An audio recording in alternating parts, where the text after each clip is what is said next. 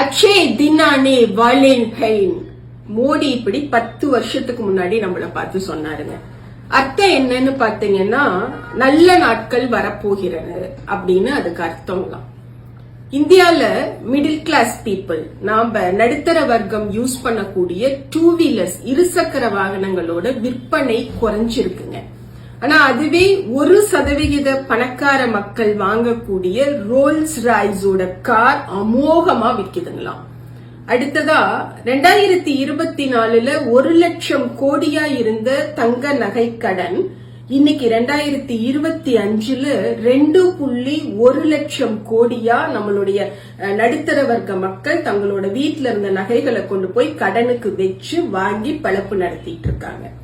1.4 லட்சம் கோடியா இருந்த கிரெடிட் கார்டினுடைய கடன் தொகை இன்னைக்கு 2.92 லட்சம் கோடியா வளர்ந்திருக்குதுன்னா இன்னைக்கு இருக்கக்கூடிய பொருளாதார நிலையை நினைச்சு பாருங்க. 20-30% ஐடி பணியாளர்கள் வேலை இல்லாம இருக்காங்க. சராசரியா ஒரு நாளைக்கு 478 ஐடி பணியாளர்கள் வீட்டுக்கு அனுப்பி வைக்கப்படுறாங்க.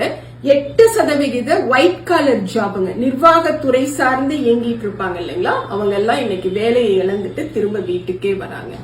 இப்படி மக்கள் இவ்வளோ கஷ்டத்துல இருக்கும் பொழுது, வாழ்றதுக்கே வழி தெரியாத ஒரு சூழல்ல இவங்க கார்ப்பரேட் நிறுவனங்களோட கடனை ரத்து பண்ணுவாங்க, அவங்களுக்கான வட்டி விகிதங்களை குறைப்பாங்க.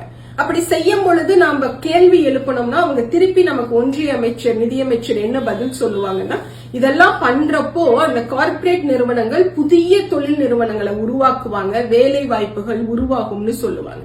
அப்படி இவர்கள் கடன் தொகையை ரத்து பண்ணன இல்ல வட்டி விகிதத்தை குறைச்சு கொடுத்த எத்தனை பெரிய கார்ப்பரேட் நிறுவனங்கள் இங்க புதுசா தொழில் எத்தனைய தொடங்கி இருக்காங்க, அதன் வழியாக எத்தனை 1000 இளைஞர்களுக்கு இங்க வேலை கிடைச்சிருக்கு அப்படிங்கிற ரிப்போர்ட் கொடுங்கன்னு சொன்னா பதிலே பேச மாட்டாங்க.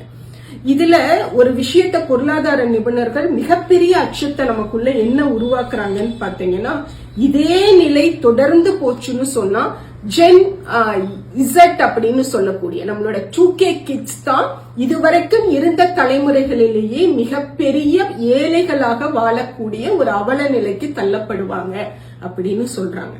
சோ மக்களை காப்பாத்துறக்கும் மக்களை பார்ப்பதற்கும் வக்கத்த கூட்டம் இன்னைக்கு முருகனை காப்பாத்துறேன்னு கிளம்பி இருக்கு.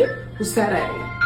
இடதுசாரிகளை பேசுவதற்கு இவ்வளோண்டுல செருப்பு ஒட்டி இருக்கிற தூசி அளவு கூட சமானம் இல்லை இந்த சங்கி கும்பல். குறிப்பா சாட்டை துரைமுருகனும் அவங்க அண்ணே சில்ற சீமானும் தகுதியற்றவர்கள். மரியாதையா இருந்தா தப்பிச்சுக்குவானுங்க, இல்லைன்னா திருவாரூர் மெத்தேடு தான் வரும். திருவாரூர் மெத்தேடு என்னடானா விளக்கமா எடுத்துட்டு போய் வீட்டுல சாத்துறது.